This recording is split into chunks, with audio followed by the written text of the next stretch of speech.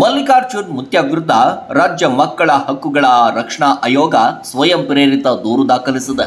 ಅಪ್ರಾಪ್ತ ಬಾಲಕಿಯೊಂದಿಗೆ ಅಸಭ್ಯವಾಗಿ ವರ್ತಿಸಿದ video viral ಆದ ಹಿನ್ನೆಲೆಯಲ್ಲಿ ಈ ಕ್ರಮ ಕೈಗೊಳ್ಳಲಾಗಿದೆ.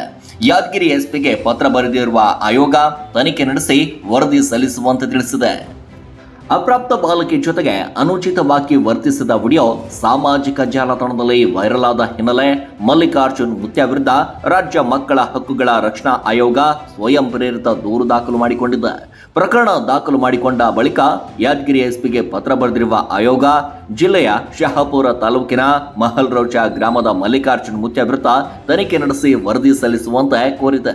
ಪೊಲೀಸ್ ಇಲಾಖೆ ನೀಡಿರುವ ವರದಿ ಆಧರಿಸಿ ಮುಂದಿನ ಕ್ರಮ ಕೈಗೊಳ್ಳಲಾಗುವುದಾಗಿ ಅಂತ ಆಯೋಗದ ಅಧ್ಯಕ್ಷ ಶಶಿಧರ್ ಅವರು ತಿಳಿಸಿದ್ದಾರೆ. ಹಾಗಾದ್ರೆ ಈ ವೈರಲ್ ಆದ ವಿಡಿಯೋದಲ್ಲಿ ಏನಿದೆ? ಅಪ್ರಾಪ್ತ ಬಾಲಕಿಯೋರ್ವಳ ಕುತ್ತಿಗೆ ಹಿಡಿದು ಎತ್ತಿ ಮಂಚದ ಮೇಲೆ ನಿಲ್ಲಿಸುವುದು ಸೇರಿದಂತೆ ಆಕೆಗೆ ಚೂಟುವುದರ ಜೊತೆಗೆ ಅಸಭ್ಯವಾಗಿ ವರ್ತಿಸಿರುವ ದೃಶ್ಯಗಳು ವಿಡಿಯೋದಲ್ಲಿ ಕಾಣಬಹುದಾಗಿದೆ. ಇನ್ನು ಈ ಕ್ಲಿಪ್ ಯಾವಾಗ ಸಾಮಾಜಿಕ ಜಾಲತಾಣಗಳಲ್ಲಿ ವೈರಲ್ ಆಗಿದ್ದೆ ತಡ ಮುತ್ಯನ ನಡೆಗೆ ವ್ಯಾಪಕ ಆಕ್ರೋಶ ವ್ಯಕ್ತವಾಗಿದೆ.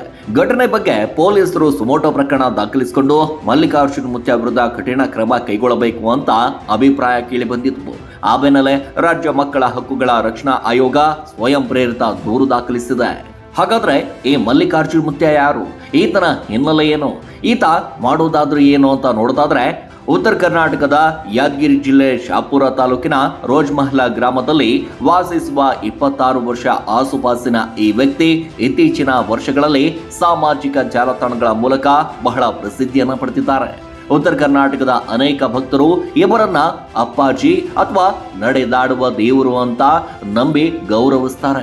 ಇನ್ಸ್ಟಾಗ್ರಾಮ್ ಮತ್ತು ಯೂಟ್ಯೂಬ್ ಸೇರಿದಂತೆ ಸಾಮಾಜಿಕ ಜಾಲತಾಣಗಳಲ್ಲಿ ಸಕ್ರಿಯವಾಗಿರುವ ಮುತ್ಯ ಅಪಾರ ಅನುಯಾಯಿಗಳನ್ನು ಹೊಂದಿದ್ದಾರೆ.